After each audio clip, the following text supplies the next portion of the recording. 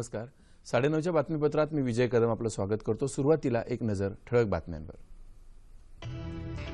3 दिवसाच्या मुंबई दौऱ्यावर असलेले भाजप अध्यक्ष अमित शहा यांनी आज घेतली शिवसेना पक्षप्रमुख उद्धव ठाकरे यांची भेट. येत्या 23 तारखेपर्यंत रालोआचा राष्ट्रपती पदाचा उमेदवार जाहीर करणार, व्यंकय्या नायडू यांची माहिती. राज्याला टँकरमुक्त करणं हे जलयुक्त शिवार योजनेचं उद्दिष्ट. आतापर्यंत 1100 गावं टँकरमुक्त, मुख्यमंत्री देवेंद्र फडणवीस. शेतकरी कर्जमाफीचे निकष निश्चित करण्यासाठी उच्चाधिकार समितीची शेतकरी नेत्यांसह उद्या मुंबईत महत्त्वपूर्ण बैठक. वस्तू सेवा कर परिषदेच्या 17व्या बैठकीत राज्य लॉटरी आणि मान्यताप्राप्त खासगी लॉटरीचे कर निश्चित. संत ज्ञानेश्वर आणि संत तुकाराम महाराजांच्या पालख्यांचं पुण्यात आगमन. टाळ मृदुंगाच्या गजरात पालख्यांचं दिमाखदार स्वागत. इंडोनेशिया खुल्या बॅडमिंटन स्पर्धेत के श्रीकांत ठरला अजिंक्य. सुपर सिरीज स्पर्धेतला हा तिसरा विजय. जागतिक हॉकी लीग स्पर्धेत आज झालेल्या सामन्यात भारतानं पाकिस्तानला 7-1 अशा फरकानं केलं गारद. आणि आयसीसी चॅम्पियन्स करंडक क्रिकेट स्पर्धेच्या अंतिम सामन्यात पाकिस्तानकडून भारताचा दारुण पराभव. फलंदाजांनी केली निराशाजनक कामगिरी. नमस्कार आणि आता सविस्तर वृत्त. भाजपचे राष्ट्रीय अध्यक्ष अमित शहा यांनी आज मुंबईत शिवसेना पक्षप्रमुख उद्धव ठाकरे यांची मातोश्री या निवासस्थानी भेट घेतली. बंद दाराआड दोन्ही नेत्यांमध्ये साधारण 75 मिनिटे झालेल्या चर्चेचा तपशील मात्र हाती येऊ शकला नाही. आगामी राष्ट्रपती पदाची निवडणूक आणि राज्यात मध्यावधी निवडणुकीची सुरू झालेली चर्चा या अनुषंगाने ही भेट महत्त्वपूर्ण ठरली. राष्ट्रपती पदासाठी शिवसेनेनं सरसंघचालक मोहन भागवत आणि त्यानंतर हरित क्रांतीचे प्रणेते MS स्वामीनाथन यांचं नाव सुचवलंय. भाजपनं राष्ट्रपती पदाच्या निवडणुकीसाठी उमेदवार जाहीर करावा, त्यानंतरच यावर चर्चा होईल असं ठाकरे यांनी सांगितल्याचं सूत्रांकडून समजतं. यावेळी शहा यांच्यासोबत मुख्यमंत्री देवेंद्र फडणवीस उपस्थित होते. शेतकरी संपासह अन्य काही मुद्द्यांवर भाजप आणि शिवसेना या दोन मित्रपक्षांमध्ये तणावाचं वातावरण निर्माण झालं होतं. या पार्श्वभूमीवर अमित शहा आणि उद्धव ठाकरे यांच्या झालेल्या चर्चेला महत्त्व आहे. केंद्र सरकारच्या त्रिवर्ष पूर्तीनिमित्त सरकारच्या विविध योजनांच्या अंमलबजावणीचा आढावा आणि पक्ष विस्तारावर भर देण्यासाठी अमित शहा 3 दिवसांच्या मुंबई दौऱ्यावर आहेत. या दौऱ्याचा आजचा शेवटचा दिवस असून गेल्या 2 दिवसात त्यांनी भाजपच्या लोकप्रतिनिधींना मार्गदर्शन करत त्यांच्या समस्या जाणून घेतल्या, तसंच अनेक मान्यवरांशी चर्चा केली. देशाला घराणेशाही तसंच जातीयवादी राजकारणातून मुक्त करण्याची गरज भाजपचे राष्ट्रीय अध्यक्ष अमित शहा यांनी व्यक्त केली. मुंबईत आयोजित ओपिनियन मेकर्स मीट या कार्यक्रमात ते बोलत होते. यावेळी शहा यांनी काँग्रेसवर टीका करताना देशातल्या भाजप आणि कम्युनिस्ट पक्ष या दोनच पक्षांमध्ये अंतर्गत लोकशाही जिवंत असल्याचं सांगितलं. या कार्यक्रमाला मुख्यमंत्री देवेंद्र फडणवीस, केंद्रीय मंत्री सुरेश प्रभू, पियुष गोयल, भाजपा प्रदेशाध्यक्ष रावसाहेब दानवे यांच्यासह खासदार विनय सहस्रबुद्धे आणि भाजपचे मुंबई अध्यक्ष आशिष शेलार उपस्थित होते. पायाभूत सोयीसुविधांच्या विकासाला गेल्या 3 वर्षात चालना मिळाली असून त्याचं श्रेय पंतप्रधान नरेंद्र मोदी यांना जातं असं देवेंद्र फडणवीस यांनी सांगितलं. वाहतूक क्षेत्रात मोठं परिवर्तन घडत असल्याचंही ते म्हणाले.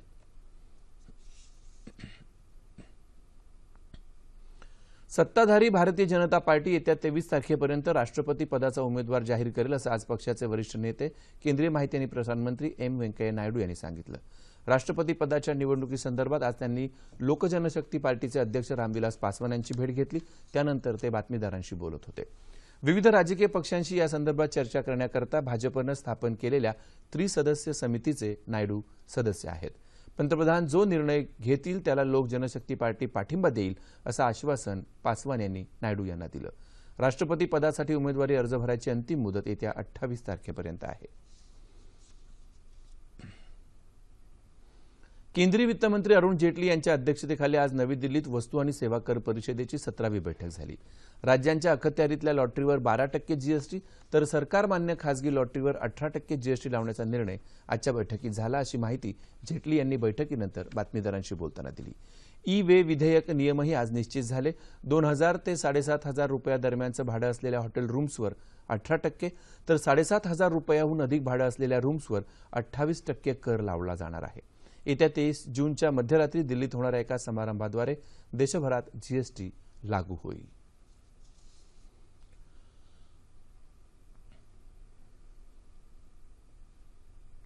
राज्याला टँकरमुक्त करणं हेच जलयुक्त शिवार मोहिमेचं मुख्य उद्दिष्ट आहे असं मुख्यमंत्री देवेंद्र फडणवीस यांनी सांगितलं। मी मुख्यमंत्री बोलतो या कार्यक्रमाच्या माध्यमातून पाणी व्यवस्थापन या विषयावर नागरिकांनी विचारलेल्या प्रश्नांना ते उत्तर देत होते। जलसंधारणाद्वारे 1100 गावं टँकरमुक्त केली असून अजून 5000 गावं टँकरमुक्त करण्याचं सरकारचं उद्दिष्ट आहे असं त्यांनी सांगितलं। आतापर्यंत आपण 1190 गावं ही टँकरमुक्त ऑलरेडी केलेली आहेत आणि मला असं वाटतं 5000 गावं अजून आता टँकर मुक्तीच्या वाटेवर आहेत। त्यामुळे याचा एक मोठा आराखडा आम्ही टँकर मुक्तीचा तयार केलेला आहे। आता जर आपण बघितलं मागच्या वर्षी साधारणपणे मे महिन्यामध्ये आपल्याकडे 6200च्या जवळपास टँकर असतील। या वर्षीच्या मे महिन्यामध्ये त्याची संख्या 1200 पर्यंत खाली आली आहे। येत्या 5 वर्षात ऊसाचं उत्पादन ठिबक सिंचनावर आणण्याचं सरकारचं उद्दिष्ट आहे। त्यामुळे कृषीच्या वाट्याला आलेल्या पाण्याची बचत होऊन त्याचा वापर पिण्यासाठी करणं शक्य होणार आहे। सगळ्या कारखान्यांना आम्ही सांगतो की येत्या 3 वर्षामध्ये आपल्या क्षेत्रातला सगळा ऊस हा तुम्हाला ड्रिपवर आणावा लागेल, मायक्रो इरिगेशनवर आणावा लागेल। त्याकरता राज्य सरकार देखील मदत करणार। राज्यात जलस्रोत प्रदूषण नियंत्रणार्थ सरकार गांभीर्याने काम करत आहे असंही ते म्हणाले। नदी, नाले, ओढे, धरण हे जे खराब झाले उद्योगाचा वाटा 10% आहे आणि 90% वाटा आपल्या गावातल्या घाणीचा, आपल्या शौचाचा, मैल्याचा, कचऱ्याचा हा वाटा आहे, 90% वाटा। आणि म्हणून एकीकडे आपण स्वच्छ भारत अभियानाच्या अंतर्गत स्वच्छ महाराष्ट्र अभियान हातामध्ये घेतलं आणि महाराष्ट्र हागणदारी मुक्त करण्याचा प्रयत्न आपण सुरू केलाय। आतापर्यंत 11 जिल्हे हे आपण हागणदारी मुक्त केलेले आहेत। 150 तालुके हागणदारी मुक्त झाले आहेत। 16,500 ग्रामपंचायती म्हणजे 29,000 पैकी 16,500 ग्रामपंचायती हागणदारी मुक्त झाल्या आहेत आणि जवळजवळ 28,000 गावं ही आतापर्यंत आपण हागणदारी मुक्त केली आहेत। 2019 पर्यंत सिंचनाचे बहुतांश प्रकल्प पूर्ण करून सिंचन क्षमता वाढवण्याचं सरकारचं उद्दिष्ट असल्याचंही त्यांनी स्पष्ट केलं। स्वच्छ महाराष्ट्र अभियानांतर्गत राज्यातले 11 जिल्हे हागणदारी मुक्त करून राज्य सरकारनं त्यात आघाडी मिळवली आहे। तसंच एका वर्षात 20 लाख शौचालयही बांधले असल्याची माहिती त्यांनी दिली।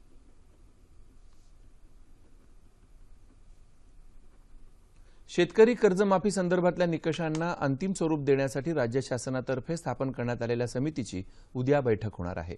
महसूल मंत्री चंद्रकांत पाटील यांच्या अध्यक्षतेखाली होणाऱ्या बैठकीला शेतकरी संघटनांचे नेते उपस्थित राहणार आहेत। या बैठकीसंदर्भात राज्य सरकारनं काल संध्याकाळी अधिकृत परिपत्रक जारी केलं। या समितीमध्ये स्वाभिमानी शेतकरी संघटनेचे नेते खासदार राजू शेट्टी, आमदार बच्चू कडू, शेतकरी नेते रघुनाथ पाटील आदींचा समावेश आहे।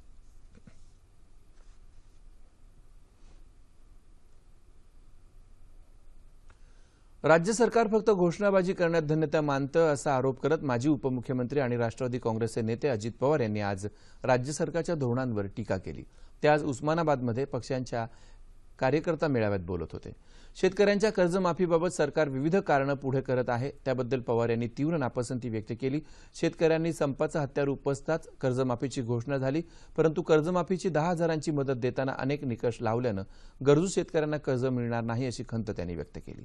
सरकारनं निखळ शब्दांचा खेळ चालू ठेवला तर राष्ट्रवादी काँग्रेस पुन्हा सरकारच्या विरोधात आवाज उठवेल असा इशारा पवार यांनी दिला।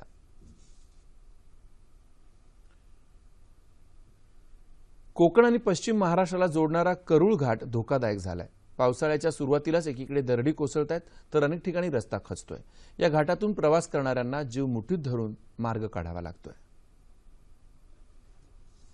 महत्त्वाचा घाट रस्ता असलेला हा करूळ घाट पुणे तसंच पश्चिम महाराष्ट्राला कोकण आणि गोव्याला जोडणारा महत्त्वाचा दुवा। या घाट रस्त्यावरून मोठ्या प्रमाणात प्रवासी तसंच माल वाहतूक होते। मात्र कोल्हापूर विजयदुर्ग महामार्गावरचा हा घाट आता धोकादायक बनला आहे।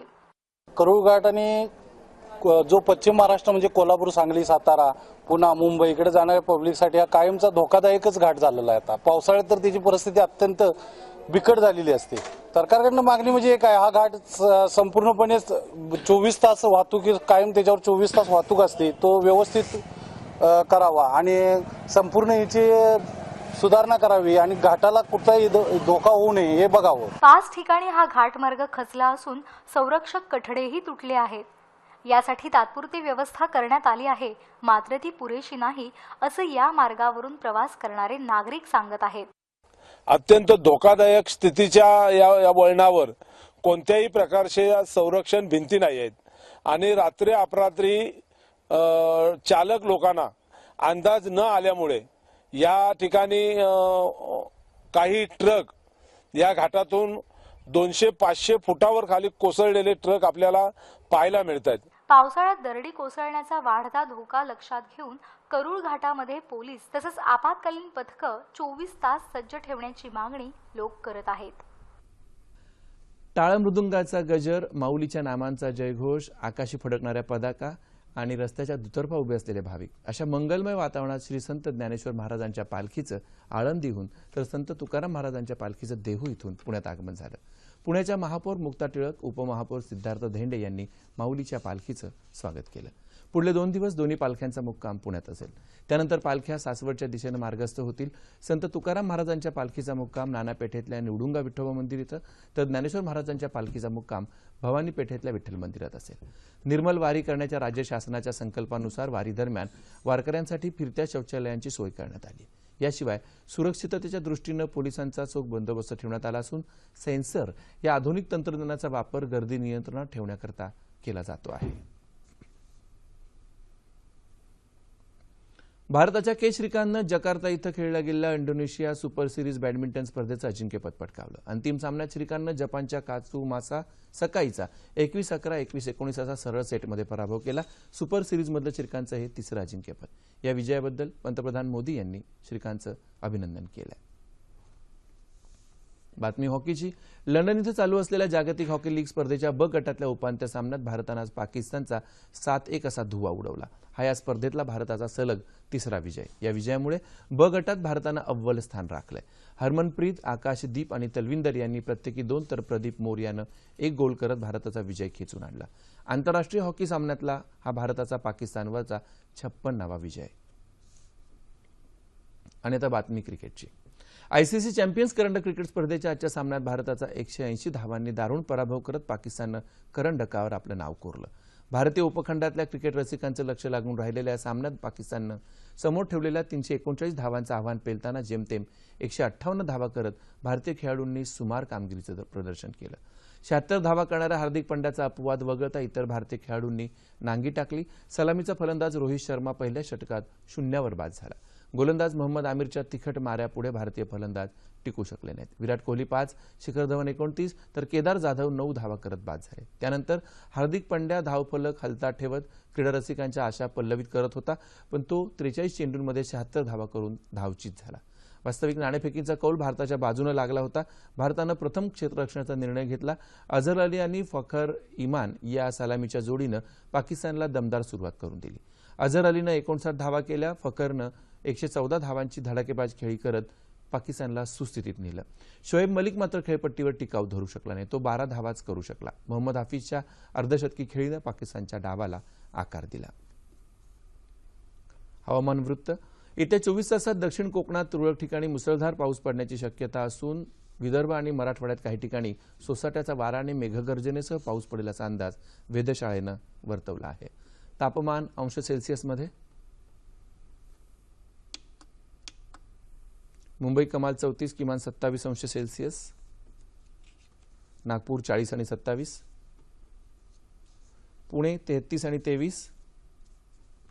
औरंगाबाद 35 आणि 23.